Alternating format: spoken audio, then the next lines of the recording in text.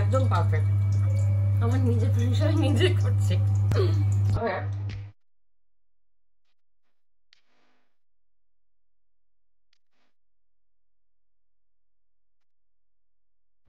Hello everyone, good morning.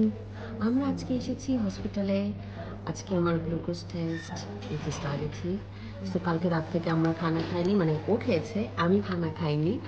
আর এখন আমার প্রচণ্ড ক্ষুধা পেয়েছে, কারণ অ্যাজ সুন অ্যাজ আমি যখন সকালে উঠি ওটার সাথে সাথে আমাকে খেতে হবে। বাট হ্যাঁ, মাত্র এসে এখন মোস্ট প্রবলি 9টা বাজে, 9টা 10 বাজে। সো এখন একটা সবাই জানবে এখন একটা ব্লাড টেস্ট নিতে হবে 2 ঘন্টা পর। সো আমি আর 2 ঘন্টা পর খানা খেতে পারবো। সো আজকে দিন আমার শুরু করবো আমি এখান থেকেই। অ্যান্ড তারপর এখান থেকে আমি প্ল্যান আছে আজকে নিয়ে যাবো। ওর দুটো বুক ফেরত দিতে হবে আমার লাইব্রেরিতে। অ্যান্ড দেন ও আরও নতুন কিছু বুক নেবে। তারপর বাসায় যাবো। আজকে আমি একটা মজার রেসিপি বানাবো, সেটা হচ্ছে দইবড়া। বাট দইবড়াটা বানাবো দইবড়া রেসিপিতে, কিন্তু আমার সাথে আরও এক্সট্রা জিনিস, এক্সট্রা ইনগ্রিডিয়েন্টস অ্যাড করি। সো হ্যাঁ, দেখি। তো চলো দেখি কতদূর কী হয়। আমি কিছুক্ষণ পর আমার আপডেট জানাবো যে আমি বেঁচে আছি না মরে গেছি, খানা না খেয়ে।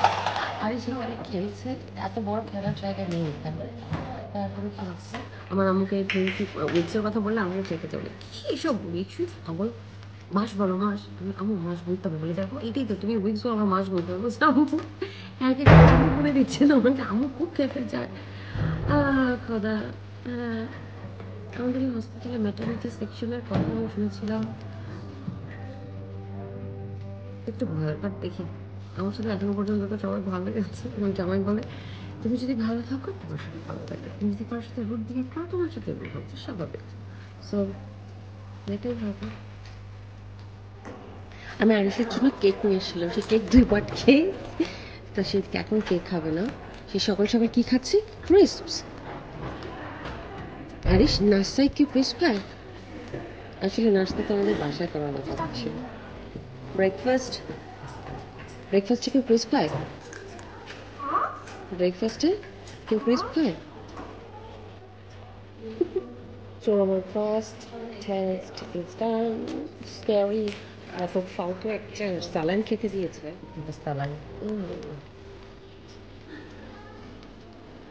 একা একা খাচ্ছে আমার সামনে, ঠিক তোমরা বলো। তো সো আমার দ্বিতীয়বারের ব্লাড নেওয়া শেষ। আমি জাস্ট ওয়েট করছি আমার পাতি পারমিশন আসা, and then আমরা বের হবো। And then I'm so much hungry. আসলে আমি না কলা নিয়ে আসছি, ভাবতেছি কলটা আমি খাই।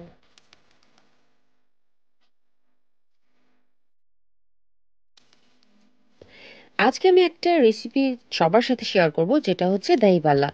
এটাকে আমি ঘরে বানিয়েছি একদম স্ক্র্যাচ থেকে। আর আমার জানা মতে এটা একটা খুবই ভালো রেসিপি ডিউরিং রামাদান ইউজ করার জন্য।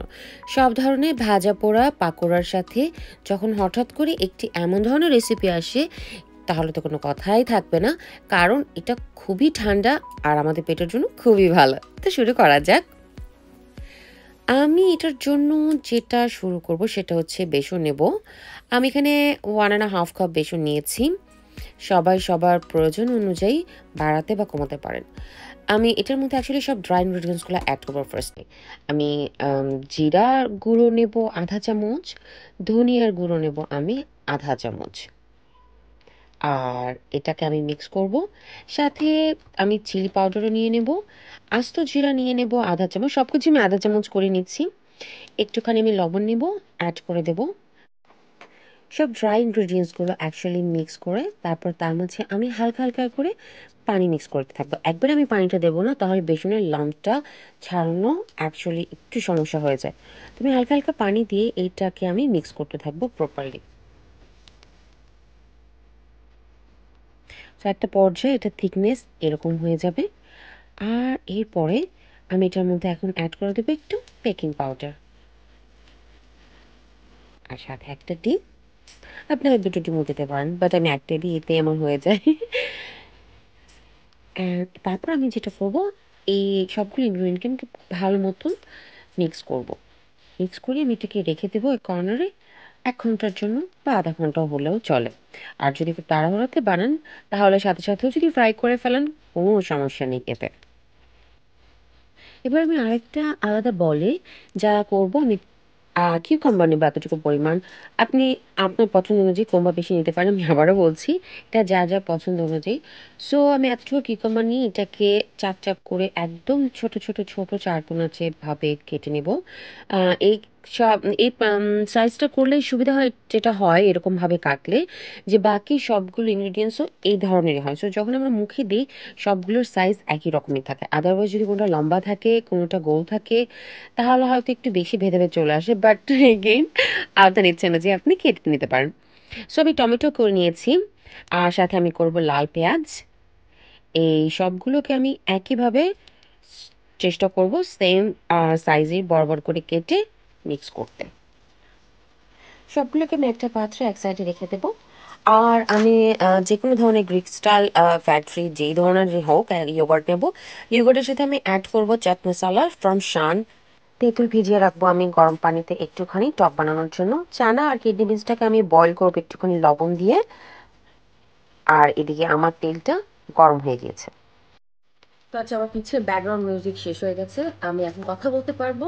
সরি, শুরু থেকে আমি যে প্রিপারেশনগুলো করেছিলাম ওগুলো আমাকে ভয়েস ওভার করতে হচ্ছে। সো আমি আবার দেখাচ্ছি কুইকলি করে। আমি ভেজিটেবল যেগুলো নিয়েছি জাস্ট কিউকাম্বার আর টমেটো লাল পেঁয়াজ ওটা করেছে। আর ইয়োগার্ট আমি আলাদা করে মিক্স করব। মিক্স করার পর আমি ওটার সাথে মিক্স করবো। আর আমার এখানে বয়েল হয়ে গিয়েছে।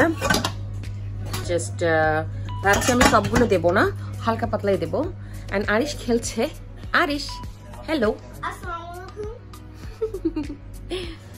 হ্যাঁ, আমি বাসায় এসে কুইকলি হোয়াটস ইজ কল্ড একটা ব্রেড টোস্ট খেয়ে নিয়েছি। অ্যান্ড আমি জাস্ট বানাচ্ছি, এটা হয়ে গেলে আমি এটা খাবো। এখন আমার লন্ড্রি ওয়াশিং মেশিনে দিয়ে আমার লন্ড্রি করা শেষ। এটা বানানোর পর আজকে আমরা বাইরে যাবো না, কারণ বাইরের ওয়েদার আজকে খুবই খারাপ। সো আমার তেল প্রপারলি গরম হয়ে গিয়েছে। আমি ব্যাটারটা সাথেই রেখেছি, যতটুকু বড় ইচ্ছা ততটুকু করা যায়। সাইজের টেনশন নেওয়ার কোনো দরকার নেই, কারণ হচ্ছে সাইজ আমরা যেটাই করি না কেন তো ভিতরে চলে যাবে। আমি কিছু ছোট কিছু বড় কিছু মাঝারি করে করব, সব এক সাইজে।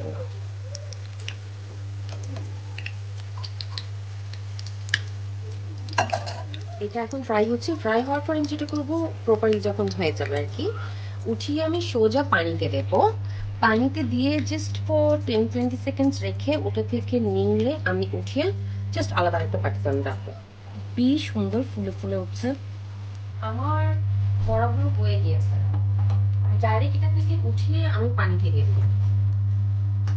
আমার এগুলো উঠানোর পর আমি দিয়ে দেবো এক্সট্রা যেগুলো আছে ওগুলো পানিতে দেওয়ার দরকার নেই। ওগুলো আমি ডাইরেক্ট যে প্যানটাতে আমি বরফের পরে রাখবো সেটা দিয়ে সেইভাবে উঠিয়ে প্রেস করে পানি ফেলে আমার হাত সো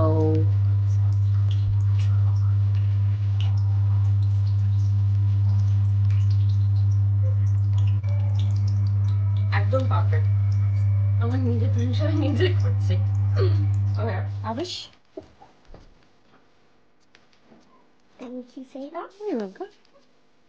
ও সবসময় এটা একটা এক্সট্রা নিয়ে খেতে পছন্দ করে জাস্ট বানানোর আগে। সো আমি এখন বানানোর প্রস্তুত প্রণালী কীভাবে আমি সেটা আপনাদেরকে দেখাচ্ছি। সো ইয়োগার্ট আমি নিয়ে নিয়েছি, এটাকে একটু প্রপারলি ভালো মতন মিক্স করবো।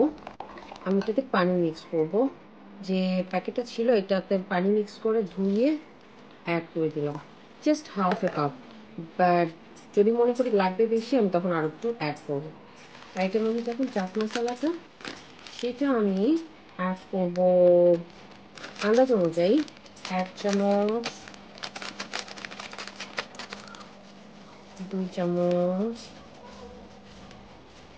3 চামচ আর 4 চামচ ভালো মতো ইয়োগার্টের সাথে মিক্স করবো।